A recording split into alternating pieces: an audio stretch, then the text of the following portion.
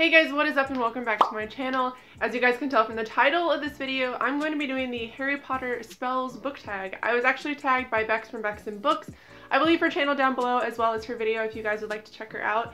I would 1000% recommend Bex. She's one of my very, very best friends and I adore her content, but I'm gonna go ahead and get started because there are 10 questions on this and I actually had to think long and hard about these books as I was choosing them, so I hope you guys kind of relate and like the books that I chose. Alright, so the first question is Expecto Patronum, a childhood book connected to good memories. For that, I'm actually going to go with Lemony Snicket, the Lemony Snicket series. I could have obviously chosen Harry Potter for this. I think pretty much everybody could have, and it was so hard not to choose that. But while I do have a lot of good memories for Harry Potter, they were more so when I was, you know, between 10 and 15, but for me, the books that really stick out as childhood favorites of mine that really make me think of the time in my life, they are the Lemony Snicket books because I actually had a teacher who read us the books all the time in class when we had downtime. He was my English teacher in elementary school, and he used to act out the voices. He used to have us act out the voices when we would read along with him. And for me, it just reminds me of a really comfy time when I was younger. So I'm gonna go with the Lemony Snicket series. Question number 2 is Expelliarmus, a book that took you by surprise, and this won't shock any of you guys, but it'd be A Big Ship at the Edge of the Universe by Alex White. I was actually sent this free for review by Orbit. I did request a couple of other books, and they actually sent me this one on top of what I had requested, and it's like they knew me because so far every single book that they have sent me I have absolutely loved except for one, and I still enjoyed that one book, but this is the biggest surprise of all of them. I did not know that I was going to love this as much as I did. This follows two main characters, Boots and Neela. Neela is a race car driver in the world that they live in. Boots is a washed up treasure hunter, but the reason why this book took me so much by surprise is there is representation in this. There's aliens, there is fantasy, there is magic that's like science fiction, there is death, blood, gore, sex. It just was not what I was expecting it to be, and I didn't think that I was gonna love the characters as much as I did. I didn't think I was gonna love the story as much as I did, and I didn't think I was gonna love Alex as much as I did, but this book overall, as well as the author, just 100% completely shocked me. This is so far the best book that I have read in 2018. Alright, question number 3 is Prior Encanto, the last book you read. If you guys have watched my vlog, you will know that is orange. This is a manga that I have recently completed. It is giant. I actually really liked this manga as well. I think I gave it 5 stars because it follows a girl who gets a letter the day of her 11th grade year. It's the first time she's ever been late, and the letter was actually written from herself in the future, and you sort of start to find out that a bunch of people in their friend group also received the same letter, but it is to actually protect and save the life of a student who is moving to their town, a new student in their class. And this was not what I was expecting. My husband has actually seen the anime and loved it. I don't know if he's read the manga or not, but I was just so blown away by the depth of this as well. It was very pure, very simple, but it had a lot of underlying story ideals that I think people should focus on. Like, it did focus on suicide, obviously, because that happens in this book. It focused on, would you go back and change the past if you could? I just really liked the depth of the characters. I laughed as much as I cried for this manga, and if you're looking for something to start with, I would definitely start with this one, as well as you can kind of buy the omnibuses for them, so you can get a lot in one book as well. And I did find this for pretty cheap on Amazon a couple of weeks ago. I think I paid $11 for it, so you can look there or you can look at Book Depository, but this is where I would start. The next one we have here is Alohomora, a book that introduced you to a genre you had not considered before. This was pretty easy. I've actually mentioned this before, but Empress of a Thousand Skies by Rhoda Belleza actually turned me on to YA sci-fi. That is not a genre that I had ever really been interested in. It's not a genre that even in the adult sphere I had been interested in, and this book is definitely what spurred my love for YA sci-fi, or really just sci-fi in general. I realized having read this that I genuinely really liked it. This story actually follows our main character, Ree. She is trying to avenge her family because her family is actually murdered, and she is the heir to a throne, but she actually goes into hiding and then one day decides that it's time for her to come out and kind of assume her, you know, like her crown, I guess. And I actually really liked it. Looking back on it, it's probably not the best book that I've ever read because even now I struggle to kind of remember what it's about, but I did still definitely like it when I read it, and I would consider this the gateway to getting me into sci-fi. Alright, number 5 is Ridiculous, a funny book you read. This won't shock any of you guys either. That would be Neanderthal Opens the Door to the Universe by Preston Norton.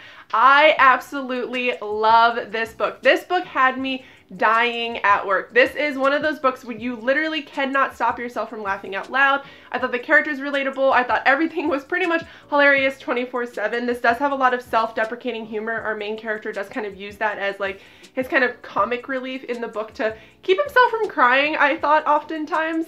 But this follows our main character, Cliff. He is just what they call Neanderthal. He's like a big bumbling kind of idiot, or at least they assume that he is. He does get picked on quite a bit. He gets picked on by a pretty specific group of people as well, and when the main group of those bullies is injured in an accident and he is actually in a coma, when he comes back to school, he actually lets Cliff know that he is sent on a mission from God and he needs Cliff's help, and the mission is to kind of rearrange the hierarchy in their school to take care of some bullies, just to make the world a little bit of a better place within their high school sphere. I genuinely love this. This is a contemporary novel, and once again, this is a genre that I'm not really that big of a fan of, and this is up there with A Big Ship at the Edge of the Universe for my favorite books of 2018. Alright, number 6 is Sonorous, a book you think everyone should know about, and this won't come as a shock either. This was my top pick for 2017, and it is We Are the Ants by Sean David Hutchinson.